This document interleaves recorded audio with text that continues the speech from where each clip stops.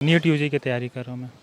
Ma'am अगर study के related देखा जाए तो एक ऑफलाइन बेटर माहौल रहता है, क्योंकि अगर ऑनलाइन पढ़ा जाए तो एक अकेला टाइप का हो जाता है, और अगर ऑफलाइन में जाए तो एक माहौल मिलता है, कंपटीशन कैसा है क्या है, क्योंकि हमको को कंपटीशन पूरे ग्रुप में करने का, अकेले से नहीं। तो एक मैं बेस्ट सजेशन करूँगा कि offline best class in other online.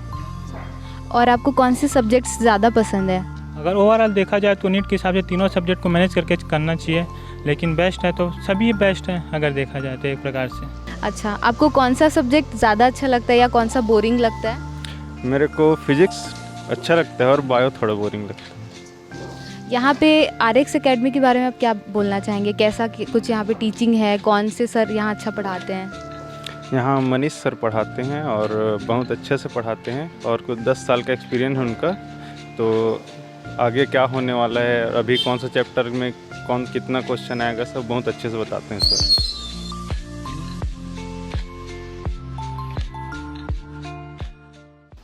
हमारे जीवन में माता पिता के बाद जो बहुत ही महत्वपूर्ण और पूजनीय होते हैं वो होते हैं हमारे गुरु।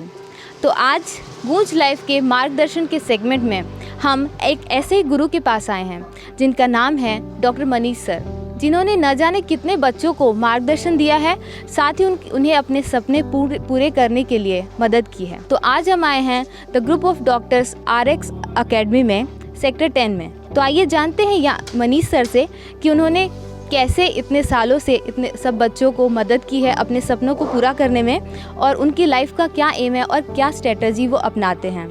तो चलिए। तो साथियों, मार्गदर्शन के नए एपिसोड में आप लोगों का स्वागत है। जैसे कि कोमल मैम ने आपको बताया, गुरु का महत्व अपने जीवन में बहुत महत्वपूर्ण होता है। जैसे कि एक बच्चे जब जन्म लेता है उसके बाद उसका पहला स्कूल होता है घर, उसके बाद जब वो बाहर जाता है तो उसका सेकंड स्कूल होता है जो स्कूल में पढ़ाई करता है, शिक्षा ग्रहण करता है। उसमें माँ पिता के बाद सबसे महत्वपूर्ण रोल अदा करते हैं गुरु जी।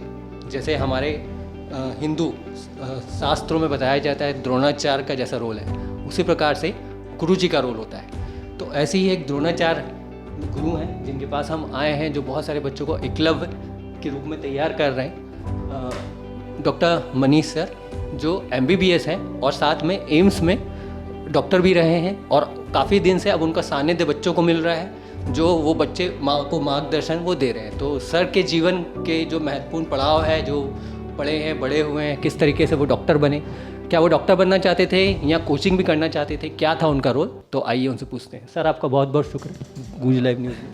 नमस्कार sir. First of all thank you. गूंज लाइव के सभी दर्शकों को मेरा नमस्कार। और जैसा कि आपने एक सवाल मुझसे पूछा है कि क्या मेरा एम था ऐसा टीचिंग में जाना या फिर डॉक्टर बनना, तो डेफिनेटली बचपन से एक मेरा था कि मुझे डॉक्टर बनना है, चिकित्सक बनना है, समाज की सेवा करनी है। और ये जो टीचिंग फील्ड में या शिक्षा के क्षेत्र में आना, मतलब अचानक से आया ऐसा तो नहीं कह सकते, क्योंकि जो हमारे DNA में होता है, जैसे कि मेरे घर में मेरे फैमिली का जो बैकग्राउंड था वो टीचिंग से जुड़ा हुआ था, तो बचपन से एक थोड़ा इंटरेस्ट ये भी था कि इस फील्ड में हम जा सकते हैं। सर तो कहाँ पढ़ाई हुई, क्या शिक्षा रहा आपका, कुछ बताएं। बेसिक जो एजुकेशन है मेरा, जो स्कूलिंग है वो मेरा बैकुंठपुर में हुआ है, छत्तीसगढ़ में ही हुआ है बेसिक एजुकेशन। और उसके बाद जो हायर एजुकेशन के लिए कहना चाहिए ग्रेजुएशन जो है, मैंने पंडित जैन मेडिकल कॉलेज रायपुर से MBBS की जो डिग्री ली है वो कंप्लीट किया है ग्रेजुएशन। और उसके बाद फिर मैं कई सारे अस्पतालों में काम कर चुका हूँ, जिसमें से एक चंदूलाल चंद्राकर मेमोरियल, तब वो प्राइवेट मेडिकल कॉलेज हुआ करता था, अब वो गवर्नमेंट हो गया है। एंड जो सबसे इम्पॉर्टेंट रहा है एम्स रायपुर, यहाँ पे भी मैं एज ए रेसिडेंट डॉक्टर काम किया हूँ। और साथ में काम करते करते ही कहना चाहिए कि टीचिंग में भी हम करते थे साथ में। ऐसा पहले से सोच रखा था सर कि कोचिंग खोलेंगे? देखिए, जैसे क्योंकि अब मैं एक मध्यम वर्गीय परिवार से कहना चाहिए बिलोंग करता हूँ। मैंने बताया मेरे पेरेंट्स जो हैं वो टीचर रहे हैं एक एवरेज। तो जब आप कॉलेज लाइफ में होते हैं तो बहुत सारी ऐसी ज़रूरतें होती हैं, नीड होता है, पॉकेट मनी होता है, तो उसको पूरा करने के लिए मैं अपने कॉलेज लाइफ में ही टीचिंग से जुड़ा हुआ था। मतलब मैं पढ़ाने जाता था, आप उसको होम ट्यूशन कह सकते हैं या फिर पार्ट टाइम ऐसा कह सकते हैं। वो एज अ प्रोफेशनल नहीं था, लेकिन हाँ मैं जुड़ा हुआ था अपनी जो कुछ एक्स्ट्रा ज़रूरतों को पूरी करने के लिए। जब भी मैं एम्स में आया तो एम्स में आने के बाद एक सडन एक कोइंसिडेंट ऐसा हुआ कि फिर मुझे अचानक से अपना फील्ड तो कहना चाहिए पूरी तरह से चेंज करना पड़ा। और उसके बारे में कभी और डिटेल से विस्तार से हम लोग चर्चा करेंगे। तो जब मैं एम्स रायपुर में जॉब कर रहा था तो सडन मेरे साथ कुछ ऐसा हुआ कि फिर मैं पूरी तरह से मतलब यहाँ पे डेडिकेटेड होकर बच्चों को पढ़ाना चालू किया, पढ़ाना स्टार्ट किया, बच्चों को वो पसंद आया, बच्चों ने उनसे पसंद किया, तो फिर मैंने ज़्यादा समय फिर इसमें दिया, टीचिंग में दिया। सर तो अब कितने साल अपने को हो गए करीब RX को स्टार्ट किया?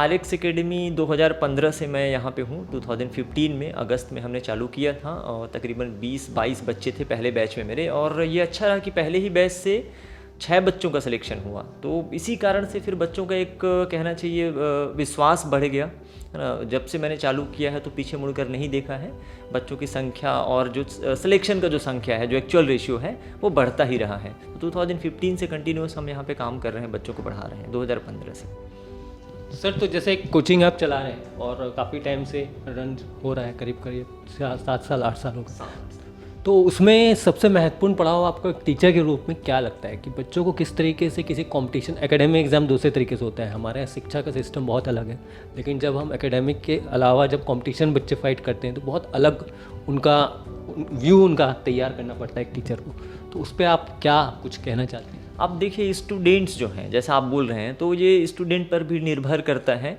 हमारे छत्तीसगढ़ में अगर देखा जाए तो हर जगह शिक्षा का स्तर जो है समान नहीं है। आप सुदूर क्षेत्रों में चले जाइए, गाँव में चले जाइए, और हमारे पास हर प्रकार के बच्चे आते हैं। भिलाई दुर्ग के बच्चे होते हैं जो अच्छी स्कूलों से पढ़े हुए हैं, उनको ओरिएंटेड करना ज़्यादा कठिन नहीं है, उनका ओरिएंटेशन ज़्यादा डिफ़िकल्ट नहीं है, क्योंकि उनको बचपन से या यूँ कहें कि 10th क्लास से ही मालूम होता है कि आगे उनको क्या करना है। लेकिन जो बच्चे दूरस्थ क्षेत्रों से आते हैं, ग्रामीण क्षेत्रों से आते हैं, उनको ओरिएंटेड करना, उनको किसी प्रोफेशनल एग्ज़ाम के लिए प्रिपरेशन कराना, या कहना चाहिए नेशनल लेवल के एग्ज़ाम के लिए तैयारी कराना, ये बड़ा टास्क होता है। और अभी तक ये टास्क हमने पूरा किया है, बहुत ही अच्छे तरीके से किया है। शुरुआत में कठिनाई होती है उनको भी और हमको भी होती है, बट धीरे धीरे वो बच्चे भी ओरिएंटेड हो जाते हैं और बहुत अच्छा कर पाते हैं और बहुत अच्छा कर लेते हैं। इसमें मीडियम का क्या रोल रहता है सर? माध्यम देखिए, पढ़ाई का जो माध्यम है ये कोई बहुत बड़ा बाधा नहीं है कि जैसे एक साइकोलॉजी होती है कि भाई हिंदी मीडियम का बच्चा है या इंग्लिश मीडियम का बच्चा है, पहले कर लेगा बाद में कर लेगा। माध्यम कोई बाधा नहीं है, अगर आपके पास कंटेंट सही है, पढ़ाई की जो क्वालिटी है वो सही है, तो मीडियम का कोई बहुत बड़ा रोल नहीं है। आप जितने भी कॉम्पिटिटिव एग्ज़ाम में देखेंगे, चाहे वो नीट हो, जेई हो, इवन यूपीएससी का भी जो एग्ज़ाम हो, तो इसमें इक्वल रहता है। देखिए, मेहनत करने वाला बच्चा चाहे वो हिंदी मीडियम का हो या इंग्लिश मीडियम का हो, इससे कोई फ़र्क नहीं पड़ता है। और वर्तमान में जो कंटेंट है, कंटेंट कहने का जो पढ़ाई करने के लिए जो भी उपलब्ध सुविधाएँ हैं, सभी माध्यम के छात्रों के लिए बराबर हो गई हैं। तो माध्यम का कोई बहुत बड़ा रोल अब नहीं रह गया है, या इस तरह से नहीं कह सकते कि किसी पर्टिकुलर मीडियम वाले बच्चे को कोई बहुत ज़्यादा बेनिफिट होगा या नुकसान होगा। तो सारे प्रकार के बच्चे हमारे पास पढ़ते हैं, हिंदी मीडियम वाले बच्चे भी पढ़ते हैं, इंग्लिश मीडियम वाले बच्चे भी पढ़ते हैं, अच्छा परफॉर्म करते हैं, इक्वल रहते हैं। कोरोना में इस दौरान कोचिंग आपने स्टार्ट किया 15 में, उसके बाद बीच में आ गया कोरोना, उसमें आपने कैसे इसको मैनेज किया? कोरोना काल का अनुभव अब सबके लिए कहना चाहिए अलग अलग रहा होगा। मेरा पर्सनल जो व्यू है, क्योंकि मैं एक डॉक्टर भी हूँ, है ना, तो उस कोरोना काल में कोचिंग पॉइंट ऑफ व्यू से देखा जाए तो चीज़ें या परिस्थितियाँ बदली है, सभी लोगों के लिए बदली हैं। आप लोगों के लिए भी बहुत सारी दिक्कतें उस समय हुई होंगी, हमको भी हुई, नो डाउट, इसमें कहना नहीं चाहिए। अब हम लोग एज ए टीचर, मुझे अभी भी आपका कैमरा देख के जो कैमरा फेस करने का फियर है वो रहता है ना। तो एज अ टीचर हम लोग ऑफलाइन टीचर थे, मतलब एक नॉर्मल जो पद्धति शिक्षा की चलती आई थी भारत में, वही हम लोग क्लास ऑफलाइन लेते थे, बच्चों से इंटरेक्ट करते थे, और जब हमारे सामने बच्चे होते थे तो हमारी एनर्जी और बढ़ जाती थी पढ़ाने की, उनके साथ इंटरेक्शन से। अब कोरोना में चीज़ें बिल्कुल उलट हो गई। हमने भी मतलब कहना चाहिए जो ऑफलाइन से चीज़ें एकदम सडन से ऑनलाइन हो गई, जिसका हमको अनुभव नहीं था, जो टेक्निकल कहना चाहिए तकनीकी इशू भी हुए, और प्लस पढ़ाने का जो वो कहना चाहिए जो ऑफलाइन में जिस एनर्जी से हम पढ़ा पाते थे बच्चों को, तो वो नहीं कर पाते थे। प्रयास किया हमने, ऑनलाइन भी पढ़ाने का प्रयास किया और पढ़ाया निरंतर। तो ये डिफरेंस आया है कोरोना के बाद से। एक चीज़ अच्छी ये हुई है कि कोरोना से पहले हमारा एज अ टीचर, एक शिक्षक के रूप में जो प्रतिस्पर्धा थी, आप देखिए बच्चों के बीच आपस में प्रतिस्पर्धा होती है, हम शिक्षकों के बीच में भी प्रतिस्पर्धा होती है, और एक हेल्दी कंपटीशन होता है इस बात को लेकर भाई हमको भी खुद को बेहतर बनाना है दिन प्रतिदिन। तो पहले कोरोना से पहले जो हमारा कंपटीशन था आपस में भिलाई के टीचरों का था कि भाई कौन बेहतर पढ़ा सकता है या बच्चों के लिए कौन बेहतर कर सकता है। लेकिन कोरोना के बाद ये जो कंपटीशन है ये राष्ट्रीय स्तर का हो गया है, जो कि हम टीचरों के लिए अच्छा है। भाई हमारा एक नेशनल लेवल का कंपटीशन हो गया, तो मैं खुद को भी तुलना करता हूँ कि भाई मैं दूसरों से अच्छा तो ना सही, लेकिन कम से कम उनके बराबर एक अच्छी सर्विस या बच्चों को एक अच्छी टीचिंग दे सकूं, तो इसका फ़ायदा भी हुआ है। तो एक कोरोना के समय एक मजबूरी के रूप में कह सकते हैं, या मजबूरी या विकल्प के रूप में जो ऑनलाइन क्लासेस जो चलती थी, उस समय ऑनलाइन क्लासेस का विकल्प था। मैं बहुत ज़्यादा सक्सेसफुल खुद को नहीं मानूंगा उसमें, क्योंकि हर किसी का एक कला होता है पढ़ाने का या फिर काम करने का। तो मुझे ऐसा लगता है कि मैं उसमें बहुत ज़्यादा सक्सेसफुल नहीं रहा ऑनलाइन पढ़ाने में, लेकिन ऑफलाइन पढ़ाने में मैं बहुत अपनी तरह से बहुत अच्छा प्रयास करता हूँ। सर तो आप कई बार ये भी होता होगा पढ़ाते समय कि समझ में आ जाता होगा कि हाँ ये बच्चा लगभग सेलेक्ट है, तो उसके लिए कुछ और अलग से, या जो बच्चे थोड़ा सा कमज़ोर है उसके लिए फिर आप किस हिसाब से तैयार करते हैं? देखिए, यहाँ पे हम ये मान के पढ़ाते हैं, आप भले ही क्लास 10th 11th या 12th में जो बच्चे बाहर से पढ़ने आते हैं, तो आपने पहले से पढ़ा होगा या नहीं पढ़ा होगा। शुरुआत में मैंने बताया कि शिक्षा का स्तर छत्तीसगढ़ में समान नहीं है। कई बच्चों को अच्छी शिक्षा स्कूल स्तर पे उपलब्ध है, या उनके आसपास के शहरों में जहाँ से वो आते हैं एक पहले से कुछ तैयारी करके आते हैं। कई बच्चे ऐसे रहते हैं जिनको बेसिक नॉलेज भी नहीं रहता है। जब वो यहाँ पे आते हैं तो उनको नीट का फुल फॉर्म भी नहीं पता होता है, या कितना सिलेबस होगा, क्या पढ़ना होगा, बहुत सारी चीज़ें होती हैं।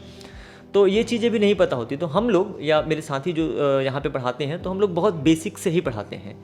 तो उससे ये बेनिफिट होता है कि जिन बच्चों को चलो आता है पहले से, उनको भी फ़ायदा ही हुआ, कोई नुकसान नहीं हो उससे। प्लस जिन बच्चों को नहीं आता था कुछ भी, इससे पहले उन्होंने तैयारी नहीं की थी, तो उनको भी बेसिक से पढ़ाया जाता है, तो इसका बेनिफिट उनको मिलता है। और बीच में जैसे कई बच्चे होते हैं जो थोड़ा सा पढ़ने में कमज़ोर हैं, जिनको आप कह सकते हैं, बट मेरा ऐसा मानना है क्योंकि बच्चा ऐसे कमज़ोर या मजबूत ऐसा होता नहीं है, सारे बच्चे इक्वल होते हैं। बस थोड़ा सा मेहनत करना, एफर्ट लगाना, कंसंट्रेट करना, इन सब चीज़ों का डिफरेंस रहता है। तो उनको अलग से हम लोग यहाँ पे उपलब्ध होते हैं क्लास के बाद। सारे टीचर हम लोग यहाँ पे कक्षा लेने के बाद उपलब्ध होते हैं क्लास कंप्लीट होने के बाद। उनका कोई पर्सनल इशू है, पर्सनल डाउट है, या क्लास में जो चीज़ समझ में नहीं आया, तो वो आके हमसे यहाँ पे डिस्कस कर सकते हैं। तो ये सुविधाएं प्रदान की जाती हैं। और बच्चों के लिए कहना चाहिए लगभग 24 घंटे हम टीचर्स अवेलेबल रहते हैं। हमारा पर्सनल नंबर स्टूडेंट्स के पास होता है, वो अलग अलग माध्यम से हमसे संपर्क कर सकते हैं। अगर सपोज़ मैं ऑफिस में नहीं हूँ तो व्हाट्सएप के थ्रू या कॉल करके वो डायरेक्ट कनेक्ट कर सकते हैं, बात कर सकते हैं। सर यहाँ जैसे 10th का कोई हमारा दिख रहा है सब्सक्राइबर यूज़र, हाँ, तो उसको अगर आगे तैयारी करनी है, हाँ, तो उसके बाद क्या है उसका थोड़ा बताइए नीट के बाद। बेसिकली जैसे नीट का जो एग्ज़ाम है, अगर आप भारत में डॉक्टर बनना चाहते हैं या भारत के बाहर भी जाकर डॉक्टरी की पढ़ाई करना चाहते हैं, तो जो नीट का जो परीक्षा है ये कंपलसरी है ना। 12th के बाद इसका जो मिनिमम जो योग्यता है, न्यूनतम फिजिक्स केमिस्ट्री बायोलॉजी सब्जेक्ट के साथ 12वीं होना चाहिए, 12th होना चाहिए। मीडियम अलग अलग हो सकता है, ये मैटर नहीं करता, हिंदी मीडियम, इंग्लिश मीडियम, या जो आप लोकल जहाँ से बिलोंग करते हैं। तो अगर डॉक्टर आप बनना चाहते हैं, चाहे MBBS करना चाहते हैं, BAMS, BDS, ये सारी चीज़ें अलग अलग डॉक्टरी के जो कोर्स हैं, तो आपको नीट एग्ज़ाम क्लियर करना ही पड़ेगा, या मिनिमम उसको क्वालिफाई करना पड़ेगा आपको। तो ये कंपलसरी हो गया। अब तैयारी करने का जो बेस्ट टाइम आप बता रहे हैं कि कई सारे पेरेंट्स भी पूछते हैं, आपने भी ये चीज़ पूछा कि सबसे सही समय कब होता है, तो मेरा तो ऐसा मानना है कि जब जागे तब सवेरा। सुदूर क्षेत्र के जो एरियाज़ हैं वहाँ पे उन लोगों को ये चीज़ पता नहीं रहती, तो वो जनरली 12वीं के बाद तैयारी चालू करते हैं। लेकिन जो बच्चा अगर 10th के क्लास में, अभी 10th क्लास में है और 11th में जा रहा है, तो सबसे उचित समय और सबसे बेस्ट जो टाइम होता है नीट के प्रिपरेशन का, नीट एग्ज़ाम के प्रिपरेशन का, वो 11th क्लास होता है अकॉर्डिंग टू मी। आप बहुत पहले से भी तैयारी मत चालू करिए, 11th से करिए, 12th से करिए। आपने 2 साल अगर लगातार मेहनत किया हुआ है तो ये डेफिनेट सी बात है कि आपका सिलेक्शन हो ही जाएगा। अच्छा सर, 10th के बाद बहुत एक प्रकार से मान के चलिए इंटरनल एक्सटर्नल लड़ाई होती है। Internal external in the sense जैसे पेरेंट्स कई बार नहीं समझ पाते कि बच्चों को क्या बनना है, क्या करना है, तो पेरेंट्स के लिए आप कुछ बोलना चाहेंगे इस मामले में कि बच्चों को पहले बच्चों को फ्री रखो, है ना। फ्री रखो कहने का मतलब ये है कि भाई उनको जिस क्षेत्र में रुचि है, दबाव देकर आप, जैसे मुझे टीचिंग में रुचि था, मेरे पेरेंट्स ने कभी नहीं दबाव डाला इस चीज़ को लेके कि मैं मेडिकल प्रैक्टिस को ज़्यादा फोकस करूँ। मैं अभी भी मेडिकल प्रैक्टिस करता हूँ, ऐसा नहीं है कि मैंने पूरी तरह से वो फील्ड छोड़ दिया है, ये संभव भी नहीं है किसी भी फील्ड को पूरी तरह से छोड़ना, क्योंकि एक चिकित्सक जो है, एक डॉक्टर जो है अंदर, वो रहेगा ही। तो कभी भी बच्चों को ये दबाव नहीं डालना चाहिए। आप उनकी रुचि या इंटरेस्ट को देखिए सबसे पहले। अगर उनको किसी चीज़ में जाने का इंटरेस्ट है तो डेफिनेट सी बात है वो फील्ड में अच्छा करेंगे ही करेंगे, क्योंकि वो अपने इंटरेस्ट से कर रहे हैं। आपके हमारे दबाव से, जैसे इवन हमारे यहाँ भी बच्चे पढ़ने आते हैं, आप अपने बच्चों से आप बात कर सकते हैं, हम कभी भी उनके ऊपर पढ़ाई को लेकर दबाव नहीं डालते। हमारा कर्तव्य हम पूरा करेंगे, बच्चे अपना कर्तव्य पूरा करेंगे। पेरेंट्स को भी इस चीज़ को देखना चाहिए कि पेरेंट्स को अपनी ड्यूटी निभानी चाहिए। फिर बच्चों को जो सुविधाएं चाहिए या जितनी सुविधाएं वो दे सकते हैं आगे बढ़ने के लिए, फिर बच्चे का इंटरेस्ट जिस फील्ड में है वो डेफिनेटली अच्छा कर लेगा। देखिए, सफलता हर फील्ड में है। आप ज़बरदस्ती किसी को डॉक्टर बना दें, ज़बरदस्ती इंजीनियर बना दें, या ज़बरदस्ती करके ठीक है मेहनती बच्चा है कर लेगा, लेकिन सक्सेस कभी नहीं होगा। सक्सेस वो उसी फील्ड में होगा जिसमें उसका खुद का इंटरेस्ट है। तो पेरेंट्स के लिए एक सिंपल सा मैसेज है कि भाई जनरली पेरेंट्स भी आजकल खैर काफ़ी समझदार हो गए हैं, तो दबाव मत दीजिए। बच्चे को जिस फील्ड में इंटरेस्ट है डेफिनेटली वो सक्सेसफुल उसी फील्ड में होने वाला है। अगर आप अब दबाव बना के आप उसको दूसरे फील्ड में भेज भी देंगे तो कभी ना कभी वापस अपने इंटरेस्ट को लेके वो उस फील्ड में काम करेगा, है ना। तो अब मान लीजिए जैसे एक आप टीचर भी रहे, टीचर हैं, टीचर होने के नाते आप जैसे जनरली नॉर्मली देखते हैं टीचर्स किस हिसाब से बच्चों को तैयारी कराएं आज के हिसाब से, वो थोड़ा आप बता दें।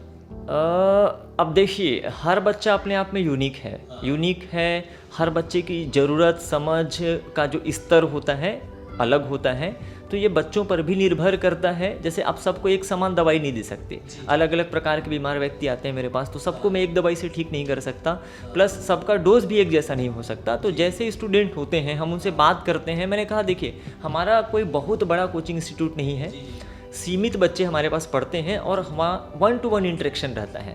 बच्चों को हम समय देते हैं, है ना, उनसे बात करते हैं, उनकी समस्याओं को समझते हैं कि किस तरह से उनको दिक्कत है या किसी चीज़ को लेकर दिक्कत हो रही है, तो उसके अकॉर्डिंग हम उनसे मतलब जैसा भी उनको ज़रूरत पड़ती है वैसा उनकी मदद करते हैं। तो ये हर बच्चे पे निर्भर करता है, बच्चे टू बच्चे पे निर्भर करता है। आप कह सकते हैं कि जैसी उनकी ज़रूरत है, जैसी उनकी आवश्यकता है, उसके अनुसार उनकी मदद की जाती है। सर थोड़ा RX के बारे में थोड़ा डिटेल से आप बता दीजिए हमारे जो देखें। RX एकेडमी जैसे मैंने पहले बताया कि 2015 में मैंने चालू किया, और संस्था का नाम जैसे बहुत सारे पूछते हैं कि RX का फुल फॉर्म क्या है। तो एज ए डॉक्टर हम लोग जब प्रिस्क्रिप्शन लिखते हैं ना, तो प्रिस्क्रिप्शन में प्रिस्क्रिप्शन पैड आपने देखा होगा तो दवाई पर्ची लिखी होती है, तो उसमें पहला शब्द जो होता है वो RX होता है।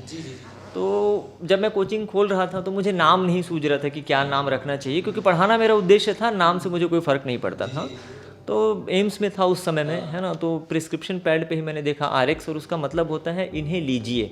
RX का एक मीनिंग होता है जो आपकी दवाई पर्ची में, तो इन्हें लीजिए। तो मैंने कहा ठीक है, जो मैं यहाँ पे पढ़ा रहा हूँ आपको उसको ग्रहण करना है बस, है ना, सिंपल उसको ग्रहण करिए तो आपको बेनिफिट होगा। अब क्योंकि मैं खुद डॉक्टर हूँ और मैंने स्ट्रगल खुद अपने लाइफ में किया है इस चीज़ को लेके, मैंने कहा मध्यम वर्गीय परिवार से मैं बिलोंग करता हूँ, तो डेफिनेटली आपको उतना फाइट तो करना ही पड़ेगा।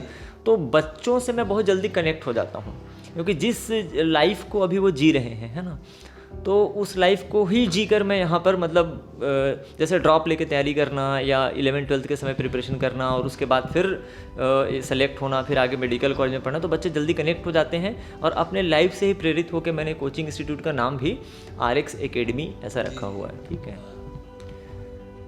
टीचर वगैरह कितने हैं यहाँ? फैकल्टीज़ जो हैं हमारे पास तीनों सब्जेक्ट के अलग अलग फैकल्टीज़ हैं। बायोलॉजी के जो मैं खुद पढ़ाता हूँ, जो मेन जो सब्जेक्ट है यहाँ पे, इसके अलावा फिजिक्स की फैकल्टी है, बहुत अच्छी फैकल्टी हैं। सचिन जायसवाल सर हैं, फिजिक्स पढ़ा रहे हैं। DK राय सर हैं, केमिस्ट्री पढ़ा रहे हैं हमारे साथ में, उनकी टीम भी है, उनके साथ सपोर्ट फैकल्टी भी हैं, सचिन सर के साथ भी हैं, और बायोलॉजी के लिए मैं। तो मेन हमारा जो टारगेट होता है यहाँ पर नीट एग्ज़ाम को लेकर है। क्लास 11th की का बच्चा हो, 12th का बच्चा हो, या ड्रॉपर स्टूडेंट हो जो 12th क्लियर कर चुके हैं, तो इनके लिए 3 ही सब्जेक्ट इंपॉर्टेंट है, फिजिक्स, केमिस्ट्री और बायोलॉजी। तो हम ये तीनों जुड़े हुए हैं और बहुत दिल से जुड़े हुए हैं आपस में भी, और बच्चों के साथ भी। आप बच्चों का ओपिनियन भी ले सकते हैं, तो उनसे पूछ सकते हैं। एक क्वेश्चन और है सर, कोरोना के पहले और कोरोना के बाद में आपने क्या अंतर महसूस किया पढ़ाते समय और पढ़ाई में? बच्चे जैसे अब ऑनलाइन हो गए, सारी चीज़ हो गई, उस पर कुछ थोड़ा मतलब इनडायरेक्टली आप ये पूछना चाहते हैं कि ऑनलाइन और ऑफलाइन में क्या डिफरेंस है? देखिए कोरोना के दौरान जैसे बहुत सारी चीज़ें हम सीखे, डेफिनेटली लाइफ के हर स्टेज में देखिए हमको लर्न करने का हर चीज़ से तो मिलता ही, हम सीखते हैं, इसमें कोई डाउट नहीं है। अगर मैं कहूँ पर्सनली, है ना, तो कोरोना के 2-3 साल जो इफेक्ट या प्रभाव रहे, जो कि अब पूरी तरह से हट चुके हैं, है ना, तो मुझे ऐसा लगता है कि इसको देखिए अदरवाइज नहीं लेना चाहिए। बच्चों के क्वालिटी में कमी आई है, जिस चीज़ को हम लोग यहाँ पे फेस करते हैं। भाई मैं कोरोना से पहले से भी पढ़ा रहा हूँ, अभी भी पढ़ा रहा हूँ, तो मैंने ये देखा है कि जो ऑनलाइन एजुकेशन हुआ है, ठीक है, बच्चे पास हो गए। हमारे पास जितने क्लास में बच्चे आते हैं, बहुत सारे बच्चे हैं जो 90% या 90% अबव हैं, जो कोविड बैच से बिलोंग करते हैं। अब उन्होंने घर में एग्ज़ाम दिया, जैसे भी एग्ज़ाम दिया, ऑनलाइन एग्ज़ाम दिया, तो उनके परसेंटेज मार्क्स तो अच्छे आ गए, लेकिन जो बेसिक्स रहता था वो कम हो गया। और जिसको मैं कह रहा हूँ कि जो क्वालिटी है उसमें कमी आई है, इसमें गलती बच्चों की नहीं है। ये परिस्थिति ही ऐसा था कि हमने वैकल्पिक तौर पे जो शिक्षा की एक वैकल्पिक व्यवस्था किया गया था, ताकि पढ़ाई रुके मत, है ना, जीवन रुके मत, तो ऑनलाइन एजुकेशन चला है। अब आप खुद सोच कर देखिए, तो इसके कारण से कहना चाहिए कि जो बच्चों का स्तर है थोड़ा सा, लेकिन अब धीरे धीरे वो जो है मैनेज हो जा रहा है, क्योंकि अब परिस्थितियाँ पहले से बेहतर हो चुकी हैं। बच्चे ऑफलाइन क्लासेस आ रहे हैं, अटेंड कर रहे हैं, इंटरेक्ट कर रहे हैं, क्लास में डाउट पूछ रहे हैं, तो अब थोड़ा सा ठीक है। लेकिन 2 साल हम लोगों को भी इस चीज़ को लेकर थोड़ी सी कठिनाई रही कि हमको डबल मेहनत करना पड़ता था उन्हीं बच्चों के पीछे, है ना, क्योंकि बेसिक क्लियर न होने के कारण एक ही चीज़ को समझाने में, उसकी व्याख्या करने में, एक्सप्लेन करने में थोड़ा सा टाइम लग जाता था हमको। जैसे ड्रॉपर्स के लिए कुछ बताएंगे। ड्रॉपर्स बच्चे जो हैं बहुत सारे कई बार डिमोटिवेट हो जाते हैं, तो वो किस बार तैयारी करें। और सबसे टफ वर्क होता है ड्रॉप मेडिकल लाइन में, ऐसा बोला जाता है। सब काफ़ी डर भी एक रहता है, साइकोलॉजी इतनी पढ़ाई इतनी ज़्यादा, वो तो उसके बारे में कुछ। देखिए, डरने की तो कोई ऐसे बात नहीं है, एक हवा बनाया गया है, एक माहौल, जैसे प्रतिस्पर्धा का, ठीक है, नो डाउट है प्रतिस्पर्धा, कंपटीशन तो है हर जगह है, इस फील्ड में भी है, दूसरे फील्ड्स में भी है। तो जो बच्चे ड्रॉपर होते हैं, मतलब बेसिकली जिनका क्लास 12th का परीक्षा हो चुका है, उन्होंने थोड़ी देर से तैयारी चालू की। मैंने कहा 11 से अगर आप प्रिपरेशन कर देते तो कम समय लगता। तो ड्रॉपर बैच में ऐसा होता है कि अब आप किसी भी गवर्नमेंट संस्था से नहीं जुड़े हैं, इस वर्ष आपको कोई सरकारी डिग्री वगैरह नहीं मिलेगी, अब पूरा साल जो है ऐसे लिए ड्रॉपर बोला जाता है उनको कि खाली जाएगा। तो एक डीमोटिवेशन रहता है कि यदि सिलेक्शन नहीं हुआ, ऐसी निराशा आती है मन में कि यदि चयन नहीं हुआ, सिलेक्शन नहीं हुआ, तो ये वर्ष मेरा बर्बाद जाएगा, इसका डीमोटिवेशन। तो इन सब चीज़ों को देखिए, कुछ अच्छा आप जीवन में पाना चाहते हैं तो डेफिनेटली आपको समय तो देना पड़ेगा, ठीक है। और यदि आपने इससे पहले तैयारी नहीं की है, कोई भी परीक्षा हो, चाहे वो नीट हो, IIT हो, UPSC, PSC, IAS, सब कुछ, वो एक निश्चित समय मांगता ही है। अब आप तय कर लीजिए कि वो समय आप पहले से देना चाहते हैं या ड्रॉप लेके तैयारी करना चाहते हैं। अगर आपने ड्रॉप लेके तैयारी किया है तो आपको मन को इस बात को समझाना पड़ेगा, थोड़ा सा कॉन्फिडेंस भी मन के अंदर लाना पड़ेगा कि भाई ठीक है, मैं समय दूंगा, तैयारी करूंगा तो मेरा सिलेक्शन हो जाएगा। तो उनके लिए यही मैसेज है कि पेशेंस के साथ, धैर्य के साथ आप तैयारी करते रहो। आपको उतना समय उस सफलता को पाने में लगेगा ही जितना वो सफलता मांगता है। अगर वो 2 साल मांगता है तो आपको 2 साल समय देना पड़ेगा। आपने अगर इससे पहले बिल्कुल भी नहीं पढ़ा है, हो सकता है आपको 3 साल भी लगे, हो सकता है आप 1 साल भी निकाल लें। तो ये चीज़ आप पे डिपेंड करती है कि आप किस स्तर तक, किस हद तक जाकर कितने डेडिकेशन के साथ कितना एफर्ट लगा सकते हैं, कितनी मेहनत आप कर सकते हैं। तो डिमोटिवेट होने की ज़रूरत नहीं है। मैं मेडिकल कॉलेज में पढ़ा हूँ, वहाँ पे पढ़ाया भी है मैंने एम्स में, तो वहाँ पढ़ाने या पढ़ने के दौरान भी मैंने देखा हर किसी को सफलता एक ही समय पर नहीं मिलती। इसका मतलब वहाँ पे ऐसे भी बच्चे थे, मेरे साथी थे जो उम्र में मुझसे छोटे थे, ऐसे भी बच्चे थे मेरे साथी जो क्लास में बैचमेट जो उम्र में मेरे से बड़े थे, जिनको मुझसे ज़्यादा ड्रॉप लगे, या ऐसे भी थे जो मुझसे कम ड्रॉप लगे। तो सफल तो हर कोई हो सकता है, समय जो है वो समय आपको लगेगा ही लगेगा। अब आप कब से मेहनत करना चालू करते हैं। तो ड्रॉपर होने का कोई ऐसे ड्रॉबैक या कुछ नहीं है। ठीक है भाई, हमको पहले से मालूम नहीं था, हमने देर से तैयारी चालू की, हमको थोड़ा समय लगेगा लेकिन निकाल जाएंगे, कोई दिक्कत नहीं है। अच्छा सर, अपना यूट्यूब चैनल भी है, थोड़ा उसके बारे में बताएं, और RX कोचिंग कहाँ है वो थोड़ा बता दें। ठीक है, तो हमारा जो संस्था है RX एकेडमी, भिलाई में सेक्टर 10 जोनल मार्केट में है। ये शॉप नंबर 259 है, 259 है। और यहाँ पर नीट से संबंधित सारी कक्षाएं होती हैं, अलग अलग माध्यम पे, हिंदी मीडियम, इंग्लिश मीडियम में अलग अलग बैचेस रहते हैं। एंड क्लास 11th और 12th में सिर्फ इंग्लिश मीडियम की बैच होती है। बाकी जो ड्रॉपर बैच है, क्रैश कोर्स है ना, इसमें हिंदी इंग्लिश मीडियम दोनों के बच्चे रहते हैं। पहली चीज़। दूसरी चीज़, आपने यूट्यूब चैनल का बोला, तो मैंने कहा कोरोना से काफ़ी सारी चीज़ें सीखने को मिली। हम पहले ऑनलाइन प्लेटफॉर्म पे नहीं थे, और मैं बेसिकली मैं बताऊं तो आज भी मैं ऑनलाइन प्लेटफॉर्म पे टीचिंग नहीं कर रहा हूं। पर हाँ, उस यूट्यूब चैनल एक माध्यम है जिन बच्चों से पहले मैं नहीं जुड़ पाता था उनसे जुड़ने का। तो एक मीडियम है ना, काफ़ी सारे लोग उससे मुझसे जुड़े हुए हैं। और छत्तीसगढ़ में मेडिकल की प्रिपरेशन से लेके, फॉर्म भरने से लेके, काउंसलिंग के समय भी बच्चों को जो दिक्कतें होती हैं, तो इन सारी चीज़ों को मैं समय निकाल कर अपने वहाँ पे यूट्यूब चैनल में लोगों से इंटरेक्ट करता हूँ। उसका जो भी समाधान मेरे से हो सकता है वो मैं वहाँ पर बताता हूँ। तो RX एकेडमी डॉक्टर मनीष करके ही एक मेरा यूट्यूब चैनल है, और बच्चों से कनेक्ट होने का एक तरीका है। पहले ही मैंने आपको शुरुआत में कह दिया था कि भाई मैं ऑनलाइन प्लेयर हूँ ही नहीं, है ना। तो ये अब जैसा भी है, लेकिन हाँ ठीक है, हम प्रयास कर रहे हैं बिल्कुल इनिशियल स्टेज में। तो साथियों, आपने देखा, गुरुजी को सुना और जाना जीवन के बारे में, कैसे वो आगे बढ़े। और गुरु का महत्व अपने आप में बहुत महत्वपूर्ण रखता है। और बच्चों से यही चीज़, जैसे सर ने बोला, मैं भी यही चीज़ बोलूँगा कि हताश नहीं होना कभी ज़िंदगी में। सबसे इम्पॉर्टेंट होता है, सबसे महत्वपूर्ण होता है, आप किस चीज़ को पाना चाहते हो और बस लग जाओ उसमें, आगे बढ़ते जाओ। और आपके गुरु, आपके माता पिता, वो आपके साथ हमेशा हैं, हमेशा रहेंगे, उनका आशीर्वाद भी रहेगा। इसी एपिसोड में अब आगे मार्गदर्शन में किसी फिर गुरुजी के साथ हम लोग रूबरू होंगे, मिलेंगे, बात करेंगे। फिलहाल तब तक के लिए गूंज लाइव न्यूज़ से मैं शिव सिंह विदाई चाहूँगा। और सर का जो यूट्यूब चैनल है, लिंक है, वो भी हम नीचे में डाल देंगे, नंबर है, किसी को कोई सवाल हो तो वो भी पूछ सकता है। फिलहाल के लिए मैं शिव सिंह विदाई चाहूँगा अपने कैमरा पर्सन प्रशांत के साथ। नमस्कार दोस्तों।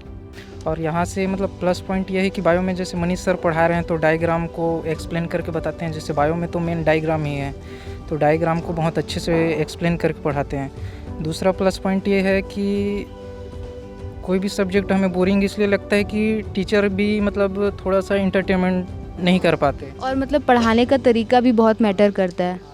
तो सर जो है बीच बीच में थोड़ा सा इंटरटेन करते हैं, तो बच्चे को मतलब कॉन्सेंट्रेट होकर ही पढ़ते हैं।